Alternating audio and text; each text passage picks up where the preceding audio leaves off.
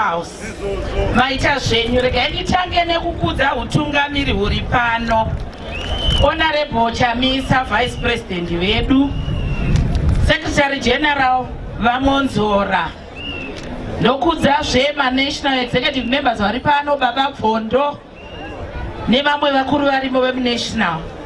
Ndokudza Mai Matienga vakamirira chiga chemadzimai semunyori, Secretary General kumadzimai. Ndokudza madzimai veprovince vari pano neprovince yedu inotungamirwa naBaba Murai. Ma-MP mabi yangu ndinokukudzai ndichikutendai. Makanselasi vari pano ndinokutendai. Nevatikuta vabva kune mamwe madistricts nemamwe maprovinces. Itinozwa kufara ini munoziva chinhu chinongonzi kungotenda, chinongonakidza. Chakareruka asi chakaoma. Nekuda kwokuti handigone kukutendai zvakakwana. Dingwe raitika pano, nhasi dingindira raitika pano. Zuro chaiye pano takanga tine tournament yevechidiki.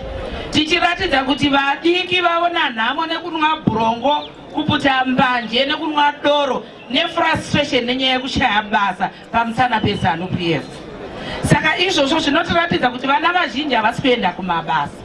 Ndofunga Vice President vachamisa vabata hurongwa hwedu vakazunza kukutaurirai kuti program yedu tapinda muhurumende gore rinouya tichafamba sei.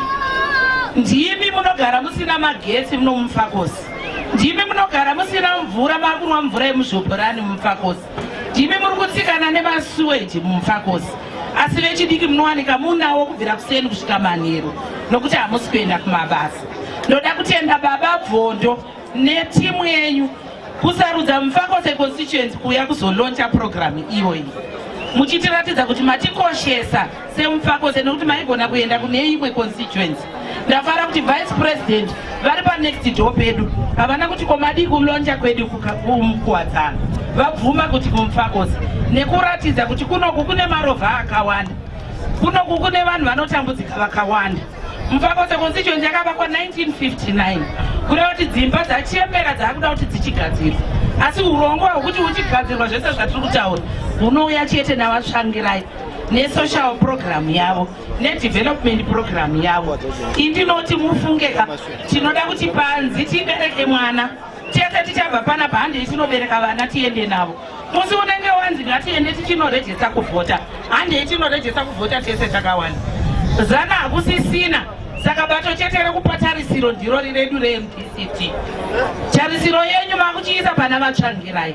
Ndoda kutenda chero mawo veterans emunyika muno vauya vanogara muno Mufakose vaziva kuti kune bato reMdcT matambudziko avo achatakurwa pamafudzi avatsvangirai nokuti vane proper agenda ende vane nzeve dzekuteerera kune vanhu vanotambudzika. Ndinoda kuti mufambe zvakanaka.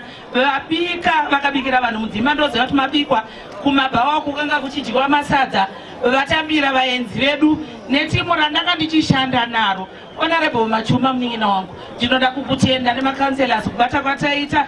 Ndoda kutenda chero vakabva kune mamwe maconstituency vararo vachitenderera kuti vaone kuti mune runyararo nokuti kazhinji kana kune gungano Satana anoda kunyangira. Ndoda kukutendai chero vedistrict reMufakose, ndoda kukutendai mawadzi ese eMufakose. Ndichiti ngatiite zvakanaka, tienderere mberi. Takubereka vana, takuziva zvokuita. Masvita ino.